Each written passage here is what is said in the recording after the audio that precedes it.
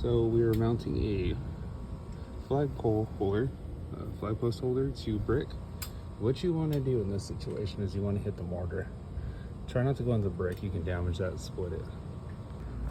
So here we have our hammer drill, you're going to need one, and a masonry bit.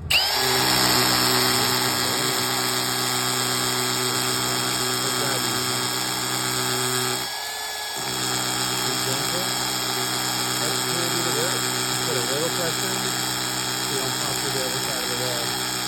And you get all the holes out. Alright, so there's our 3 holes for our flag post holder. And what I did was I used a pilot drill bit for that, a masonry bit, and I'm going to use a cheap masonry drill bit from some kit or something someday. I'm actually open these holes up to the right size for the anchors that I need instead of snapping off one of my good bits. So if you have an in-between size, sometimes you have to reach for something like this. It'll be perfectly fine. Okay, so the next thing we're going to do is I have these anchors. These are my favorite. We're going to test fit them, and we want them to go in. This needs to be taken out a little bit larger in the back of the hole, as you can see. We want them to go in and be snug, but not just slide in easily. So we're going to drill these out just a little bit more. Go in here. Give it a little wiggle wobble. Let's see if that's any good. So the whole point is not to go too far. I'm sorry about my camera work here, but hey, just trying to give you guys an idea of how to get this task done. So this is snug. I'm gonna see if I can tap this one in with a mallet.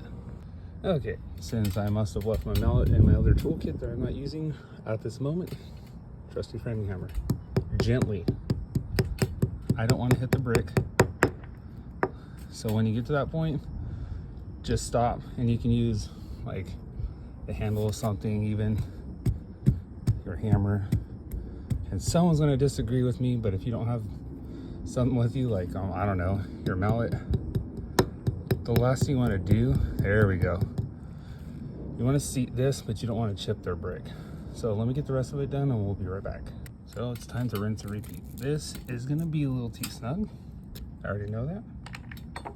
Okay, so once I can get the tip in and start going, these serrations are going to catch. I'm going to go back with my hammer. Sorry about that. Go back with my hammer and just gently tap it in there. And then we're going to try this guy right here. This one's on the corner of the brick, which really sucks. It's not what I wanted, but I'm going to tap this in if at all possible. You know what? That's how tight they grab. I think I'm going to, yep, I'm going to have to tap it in because we have a brick and a brick right there. So sometimes you get that, you just need to work with it. Be right back. And there you go. Screws are in. Nice and solid. That's it. That's all there is to it. All right. So we put our screws in, and one thing I did is seal around it as well because the penetrations, I don't want them leaking. So this is 100% silicone interior exterior. So just rate it for this. But all the way around, and then we leave weep hole around here to allow any water, if it gets into this post and runs down here, to actually come out and not penetrate the wall. Subscribe for more.